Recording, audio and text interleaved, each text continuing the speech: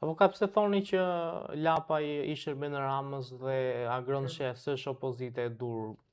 Ndërkohë që Po Lapa ka kjo, gati një muaj që është para kryeministrisë në ftohtë në shi. po sa më shumë që të rrinë as më shumë lek merr. Kjo është logjika. Pra, roje e kryeministrisë, nëse do ta quajmë, para roje bile krejt, është para roje e kryeministrisë. Po e di gjithkush mëse nuk ka nevojë me e diskutu as ne, as kërkush. Pra jemi në të kushte që ajo ka përqa për dyn, dhe sa herë për dyja që mund të marrin forcë, përsëri e përçan. I ka aftësit, ka dhe lekun, dhe këta njerëz në Shqipëri për lek që as bajnë. Çdo gjë bajnë. Nuk keni besim te Lapa dhe ata agron sheh që mund të Po jetë lidhje opozita ka e Lapa e gën, ndershme. sheja ai me PD-n, s'kan lidhje fare, nuk ka sens fare. Kush e pagoi atë Lapajn për vizitat jashtë shtetit atëherë? Unë, po kush e pagoi? Kontribusit e kanë Ishte paguar Sorosi, sipas zoti, Lapës. Sorosi që i dha mandatet, faturat, po pse se tonë ato? Ti hetojnë, s'kan nevojë. Po ja mojnë aty në momentin që fillon me çu kry, ja paraqesin përpara Ndavalin. Muhabete që janë të dukshme këto. Nuk mund ta fshehin. Po agron shehaj? Po agron që ai tash Po Arlin Qoli? dihet ma me ç'është marr, me ç'a ka fituar. Nëse do i hyjë hetimeve, do shikojnë që këto call centrat e Shqipërisë i solli agron shehaj. Po këto janë të pa diskutueshme, nuk mund na me i fsheh, nuk i fsheh askush. Nëse bën një veprimtari të ligjshme, s'është biznes jashtë ligjit call center avokat. Tani, në qofë se dëna me folë realitetin, në qofë se dëna me i ba joshe agron shehes ose Rams ose Berisha me rrallë, flasim si dush. Por fakti është fakt. Nuk ka njeri në botë që e fiton një lek me dirës dhe e nxjerr në ato forma. Më thuaj mua. Pse? Ti je biznesmen, nuk ta nxjerr logjika e biznesit që ti të investosh në këto forma që po investon agron shehe. E kupton që nuk ka sens. Kush është ai? E hin biznes për të fituar. Dhe futet në këto forma që e din shumë mirë që asnjë prej tyre nuk marrin më shumë se 1, 2, 3 deputet. Dhe s'kan çaj heqin pra, se ai shkon për t'i heq PD-s deputet, nuk shkon për të fituar. Dhe për t'i heq deputet PD-s merr këto lek. Nuk ka njeri, më dalin e çfarë do të më çojnë mu për shpifje, çfarë don, kur don përballen me ta, jo me këtë don ligjërisht. Ajo që a fakt. Atëherë me bën një logjik, ti mendon që nesër me drejtu qeverinë e Shqipërisë. Ke shku te kryeministria, më lë 2 vet, 3 vet, 5 vet, 100 vet, 1000 vet, s'ka rëndësi fare. Po çfarë do më bën me ata? Kur vetëm punojës të shtetit Shqipërisë janë 30%.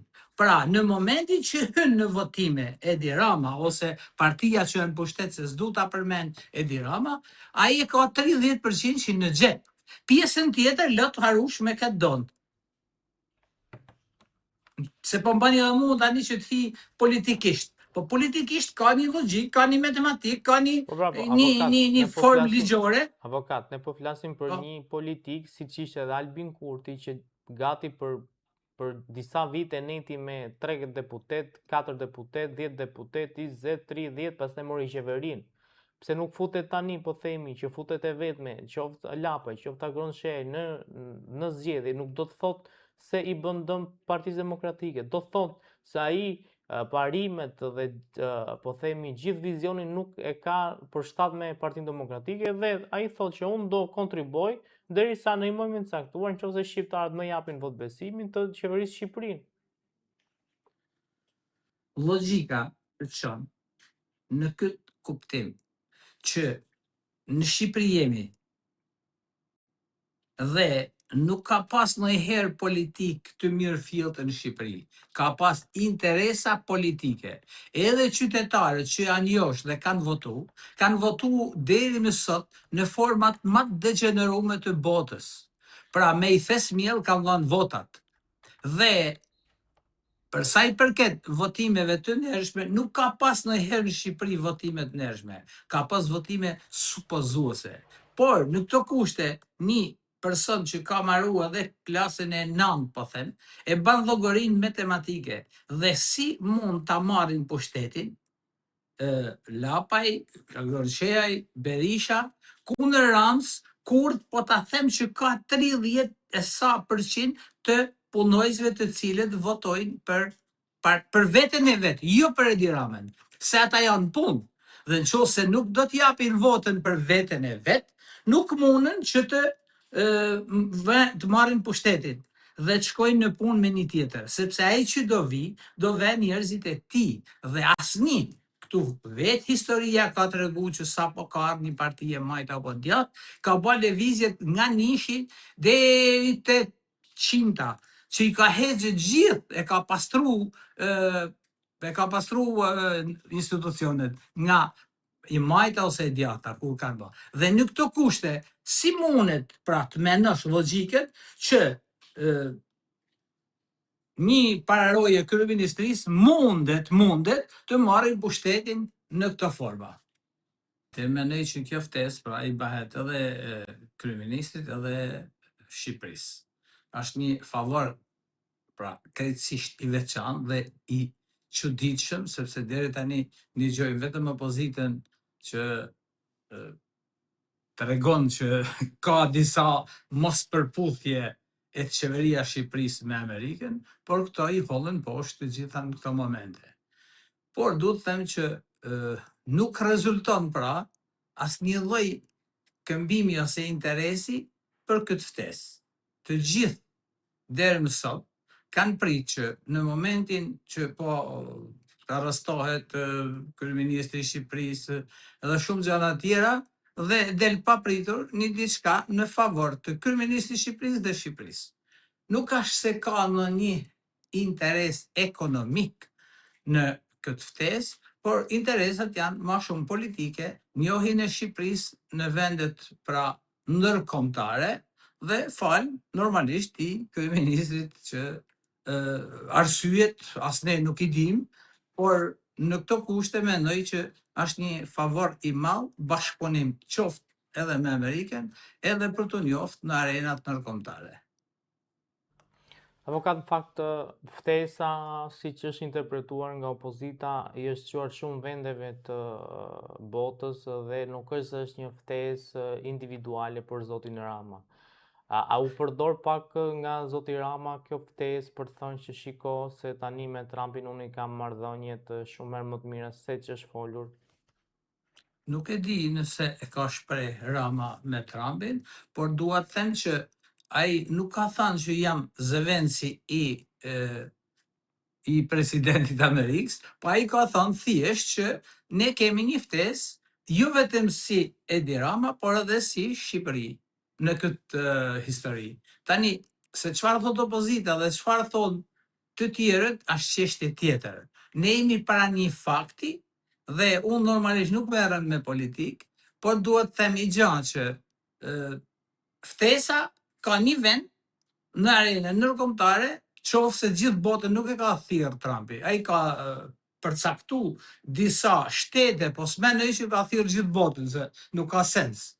Megjithatë, asaj i përket pra gjithmonë i përket institucionit të opozitës.